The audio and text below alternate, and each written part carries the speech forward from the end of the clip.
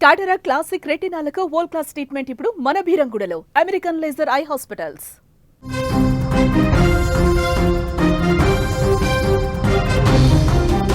ప్రొద్దుటూరులో జరిగిన తల్లి హత్య కేసులో నిందితుడు యశ్వంత్ రెడ్డికి సంబంధించిన ఒక్కొక్క అంశం ఇప్పుడు వెలుగులోకి వస్తుంది. యశ్వంత్ తను మొదట్లో సినిమాలంటే పిచ్చని సినిమాల కోసం ట్రై చేసినట్టుగా కూడా తెలుస్తుంది. హైదరాబాద్లోని జూబ్లీ హిల్స్లో ఒక ప్రైవేట్ హాస్టల్లో స్టే చేస్తూ ఇక్కడ కోచింగ్ తీసుకుంటున్నానంటూ తల్లిదండ్రులకు చెప్పి ఇక్కడ సినిమాల అవకాశాల కోసం యొక్క వేటలో కూడా పడ్డట్టుగా తెలుస్తుంది. 3 నెలల క్రితం చెన్నైలోని సత్యభామ ఇంజనీరింగ్ కాలేజీలో యశ్వంత్ బీటెక్ పూర్తి చేశాడు. ఆ తర్వాత ఉద్యోగం కోసం హైదరాబాద్ బాట పట్టాడు. జూబ్లీ హిల్స్లోని ఒక హాస్టల్లో ఉంటూ కోచింగ్ తీసుకుంటున్నానని తల్లిదండ్రులకు చెప్పాడు. అయితే తల్లి లక్ష్మీదేవి ఆమె కూడా కొడుకు భవిష్యత్తు కోసం ప్రతి నెల హాస్టల్ ఫీజు అదేవిధంగా కోచింగ్ ఫీజు కూడా ఖర్చులను ఎంత అడిగితే అంత పంపించేది. అయితే అతను ట్రైనింగ్ పేరుతో ఇక్కడ టైం పాస్ చేస్తూ సినిమాల్లో నటించేందుకు ఇక్కడ సినిమా ప్రయత్నాలు కూడా చేసినట్టుగా తెలుస్తుంది. సన్నిహిత వర్గాలను కూడా చెప్తున్నాయి ఈ రకంగా సినిమాల పిచ్చి తనకు ఉండేది, సినిమాలో నటించడానికి అనేక ప్రయత్నాలు చేసేవాడు, ఇక్కడ రోడ్ల మీద తిరుగుతూ హైదరాబాద్లో అంటూ కూడా వారి యొక్క సన్నిహిత వర్గాల నుంచి కూడా కొంత సమాచారం అందుతుంది. అయితే జూబ్లీ హిల్స్ లాంటి చోట ఉండడం వెనుక ఉద్యోగ అవకాశాల కంటే కూడా సినిమా ప్రయత్నాలే ప్రధాన మోటివ్ అని కూడా తెలుస్తుంది. అయితే జూబ్లీ హిల్స్లో ఎక్కడ ఉంటున్నాడు, ఏ ప్రాంతంలో ఉంటున్నాడు, ఎక్కడెక్కడ తిరిగేవాడు, దానికి సంబంధించిన డీటెయిల్స్ కూడా మరి కాసేపట్లో బయటకు వచ్చేటువంటి అవకాశం ఉంది. అయితే ఈ తరుణంలోనే పూర్తిగా సినిమాల అడిక్షన్ని కూడా అతను చేసుకున్నట్టుగా తెలుస్తుంది. సినిమాలు చూసేటువంటి పిచ్చి కూడా పెరిగిపోయినట్టుగా తెలుస్తుంది. ఈ నేపథ్యంలోనే క్రైమ్ సినిమాలను కూడా అత్యధికంగా చూసి అందులో జరిగేటువంటి క్రైమ్ సీన్స్ను చూసే ఈరోజు ఇంత దారుణంగా మానవత్వం మరిచి దారుణానికి పాల్పడ్డా అనేటువంటి అనుమానాలు కూడా వ్యక్తమవుతున్నాయి. గతంలో అనేక సార్లు తల్లిదండ్రులు ఫోన్ చేసి ఇంటికి రమ్మని చెప్పినా కూడా ఎప్పుడు కూడా ఇంటికి వచ్చేవాడు కాదట. ఇంటికి రావడానికి ఏమాత్రం కూడా ఆసక్తి చూపేవాడు కాదంటూ కూడా తెలుస్తుంది. ఇంకా అతడి ఫోకస్ అంతా కూడా సినిమా రంగం పైన ఉండేదంటూ కూడా చెప్తున్నారు. ఈ నేపథ్యంలోనే చాలా సందర్భాలలో ఉద్యోగ నిమిత్తం హైదరాబాద్లో ఉంటున్నావు, కోచింగ్ తీసుకుంటున్నావు, ఆ ప్రయత్నాలు చెయ్యి, మిగతా యాక్టివిటీస్ ఏమీ పెట్టుకోకు అంటూ కూడా తల్లిదండ్రులు చెప్పినట్టుగా తెలుస్తుంది.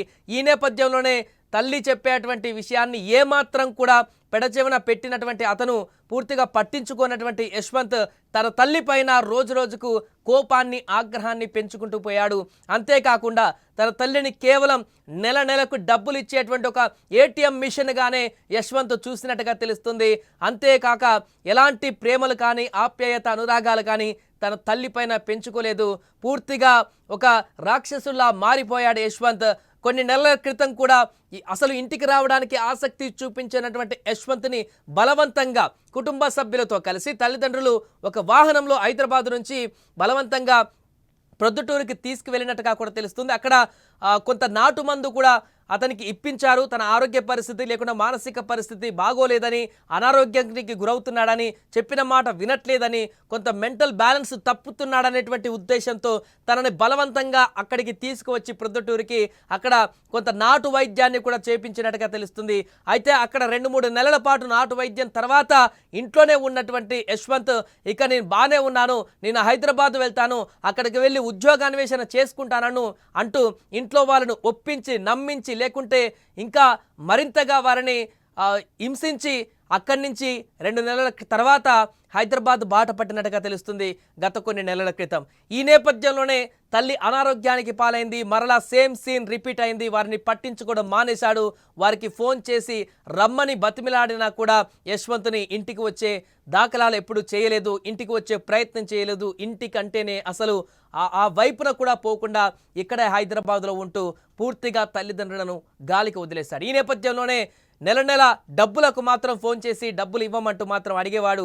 ఈ నేపథ్యంలోనే తన తల్లి గత కొద్ది రోజుల క్రితం మరలా హాస్టల్ ఫీజో లేకుంటే ఇతరత్ర ఫీజుల కోసం 10,000 రూపాయలు కావాలంటూ ఫోన్ చేసి అడిగితే ఇవ్వకుంటేనైనా అలా అయినా ఇంటికి వస్తాడని ఉద్దేశించి ఆ తల్లి డబ్బులు ఇవ్వనని తెగేసి చెప్పింది. దీంతో యశ్వంత్ నేరుగా ఇంటికి వెళ్ళాడు. కానీ ఈసారి డబ్బులు తీసుకోవడానికి ఇంటికి వెళ్ళలేదు, తన తల్లి ప్రాణాలు తీసుకోవడానికి ఇంటికి వెళ్ళాడు యశ్వంత్. దీంతో ఇంత తీవ్రమైనటువంటి విషాదం నెలకొంది. అయితే యశ్వంత్ మానసిక స్థితి ఇంత దారుణమైనటువంటి సైకో మెంటాలిటీ ఎందుకు వచ్చింది? చంపిన తర్వాత కూడా అదే హాల్లో కూర్చొని టీవీ చూస్తూ హెడ్ ఫోన్స్ పెట్టుకొని వెకిలి నవ్వులు నవ్వుతూ పోలీసులు తీసుకువెళ్ళేటప్పుడు కూడా ఏమాత్రం బెరుకు లేకుండా, ఏమాత్రం బాధ లేకుండా, ఏమాత్రం పశ్చాత్తాపం లేకుండా అతను వెళ్తున్నటువంటి దృశ్యాలు కూడా చూస్తే యశ్వంత్ మానసిక స్థితి ఎంత దారుణంగా ఉందో, ఎంత రాక్షసత్వంతో ఉందో అనేది కూడా మనకు ఇట్టే అర్థమవుతుంది. ఆ విజువల్స్లో క్లియర్గా కనిపిస్తుంది. ఒకవైపు తండ్రిని ఆ గదిలో బంధించాడు, ఆ తర్వాత తల్లిని చంపేసి బయటకు తీసుకువెళ్ళాడు, ఆ తర్వాత పోలీసులు వచ్చి తీసుకువెళ్తున్న సందర్భంలో కూడా ఎంత చూడండి రాజసంగా ముందుకు వెళ్తున్నాడు. ఎలాంటి బాధ లేదు, అందులో పశ్చాత్తాపం కనిపించట్లేదు, ఆ ముఖంలో పూర్తిగా చంపేసినాననేటువంటి ఒక ఆందోళన కూడా కనిపించట్లేదు. నేరుగా పోలీసులు తీసుకువెళ్తున్నటువంటి వారితో పాటు నడుచుకుంటూ వెళ్తున్నటువంటి దృశ్యాలు మనం చూస్తున్నాం. ఆ మొహంలో చూస్తే మనకు అర్థమైపోతుంది ఎంత క్రూరత్వంగా మారిపోయాడో యశ్వంత్ అనేది కూడా మనకు ఆ విజువల్స్లో స్పష్టంగా కనిపిస్తుంది. పూర్తిగా హైదరాబాద్లో తన ఆలోచన పరిధిని మార్చేశాడు, సినిమా అన్వేషణను కొనసాగించాడు. సినిమాలలో ఏ రకంగా అయినా అందులో నటించాలి, లేకుంటే సినిమాల్లోకి వెళ్ళాలనేటువంటి ఆలోచనతో ఉన్నాడు. అంతేకాకుండా తన మెంటల్ బ్యాలెన్స్ కూడా తప్పినట్టుగా తెలుస్తుంది. కోచింగ్ తీసుకొని సాఫ్ట్వేర్ ఉద్యోగమా లేకుంటే అంతకు మించిన ఏదైనా టెక్నికల్ ఉద్యోగమా చేయాల్సినటువంటి తన కొడుకు ఈ రకంగా సినిమాల వైపు మళ్ళాడనేటువంటి విషయం కూడా తల్లిదండ్రులకు తెలుసో లేదో తెలియదు, కానీ తన సన్నిహితుల ద్వారా సమాచారం అయితే అందుతుంది. అతను హైదరాబాద్లో ఉంటూ విచ్చలవిడిగా రోడ్లపైన తిరుగుతూ కోచింగ్ విషయం పక్కన పెడితే సినిమా అన్వేషణ కోసం ఎక్కువ సమయాన్ని కేటాయిస్తూ ఇక్కడ అనవసరమైనటువంటి కార్యక్రమాలకే కూడా పాల్పడేవాడనేటువంటి విషయం కూడా తాజాగా వెలుగులోకి వస్తుంది. దీంతో సినిమా పిచ్చి కూడా యశ్వంత్కు ఈ రకమైనటువంటి దారుణాలకు చేయడానికి కారణమైందా అనేటువంటి ఒక సందేహాలు అయితే ఇప్పుడు వ్యక్తమవుతున్నాయి. ఆ దిశ కూడా పోలీసులు ఇప్పుడు కేసు నమోదు చేసి దర్యాప్తు చేస్తున్నారు. హైదరాబాద్లో అతను ఏ హాస్టల్లో ఉంటున్నాడు, హాస్టల్లో ఎవరెవరితో ఉంటున్నాడు, హాస్టల్లో ఉన్నటువంటి సన్నిహితుల వద్ద నుంచి మరింత వివరాలు సేకరిస్తే యశ్వంత్ అసలు ఇక్కడ ఏం చేస్తున్నాడు, ఎవరెవరితో తిరుగుతున్నాడు, రోజు ఎలాంటి యాక్టివిటీస్ చేసేవాడు, తన మెంటాలిటీ ఏ రకంగా ఉండేది, రోజు ఎక్కడికి వెళ్ళేవాడు, వీటికి సంబంధించిన పూర్తి వివరాలు కూడా ఇక్కడ ఉన్నటువంటి హాస్టల్లో ఉన్నటువంటి సన్నిహితులతో మాట్లాడితే బయటకు వచ్చేటువంటి అవకాశం ఉంది. దానికి సంబంధించినటువంటి వివరాలను కూడా పోలీసులు సేకరిస్తున్నారు. దీనికి ఇక్కడ ఉన్నటువంటి వారందరితో కూడా మాట్లాడించేటువంటి ప్రయత్నం చేస్తున్నారు. దీనికి సంబంధించిన విచారణలోనే ఒక్కొక్క అంశం బయటకు వస్తుంది. తాజాగా సినిమాలు, అదేవిధంగా అంతకుముందు ఒక నాటుమందు ద్వారా తనకి చికిత్స జరిగిందనేటువంటి విషయం కూడా ఇప్పుడు వెలుగులోకి రావడంతో అయితే యశ్వంత్ హత్యకు సంబంధించినటువంటి విషయంలో అనేక విషయాలు ఒక్కొక్కటిగా బయటకు వస్తున్నట్టుగా మనకు అర్థమవుతుంది.